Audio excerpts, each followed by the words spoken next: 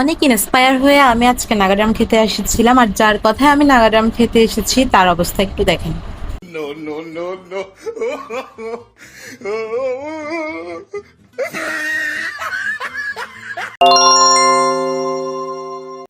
নমস্কার, আমি বিশাখা। আমার আর দিদির অনেকদিন ধরে মন চাইছিল ঝাল ঝাল কিছু খাওয়ার জন্য। জিজুকে বলাতে জিজু আমাদেরকে চিলক্সে নিয়ে আসে। আসার সাথে সাথে আমরা নাচানাচি শুরু করে দিই, কারণ আমরা ফার্স্ট টাইম চিলক্সে আসছি আর ফার্স্ট টাইম আমরা নাগাদাম ট্রাই করব, তাই খুব এক্সাইটেড। নাগাডামস নাম শুনে তো বোঝা যাচ্ছে এটা অনেক ঝাল হবে, যেহেতু নাগামরিচ দিয়ে তৈরি। আমাদের পাপাও আমাদের সাথে নাগাডাম ট্রাই করার জন্য আসছে, কিন্তু তাকে একটুও খেতে দেওয়া যাবে না, সে তো না বুঝে আমাদের কোলে করে চলে এসেছে। জিজু এখন নাগাডাম অর্ডার করতে গিয়েছে, আমি আর দিদি এক পাশে বসে আছি কখন নাগাডাম আসবে আর আমরা কখন ট্রাই করবো এই খাবারটা।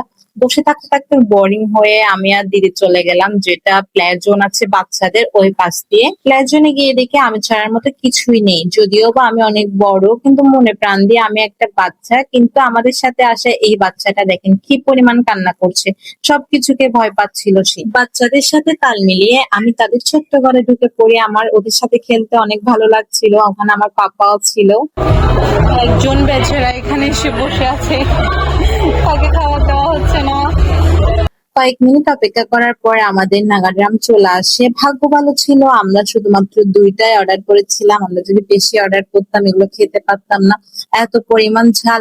আর আমি যার কথা ইন্সপায়ার হয়ে এই নাগাড্রাম খেতে এসেছি তার অবস্থা আপনারা একটু পর দেখতে পাবেন, সে আসলে কি কি করতেছে নাগাড্রাম খেয়ে। এখন জাস্ট একটু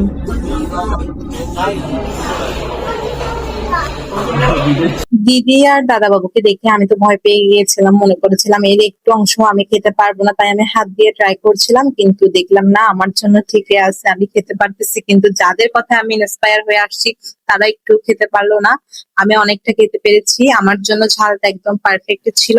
আমি মাংস খেয়ে হাড্ডিকে পর্যন্ত ছাড় দিলাম না, দিদি সামান্য একটু খেয়ে তার পেট ব্যথা শুরু হয়ে গেল, সে কান্না করছিল পেট ব্যথার কারণে, তার অনেক খারাপ লাগছিল। যারা বেশি ঝাল খেতে পারেন তাদের জন্য নাগাড্রাম, সবার জন্য না। দয়া করে কেউ এসে টাকা নষ্ট করবেন না, খেতে পারলে অর্ডার করবেন, না হয় করবেন না। দিদির মতো না হয় একটু করে খেয়ে ফেলে দিতে হবে। চিনি খাওয়ার পরে দিদির একটু পেট ব্যথা কমেছিল। আজকের ভিডিও এতটুকু, ভালো লাগলে অবশ্যই লাইক কমেন্ট করে পাশে থাকবেন। টাটা।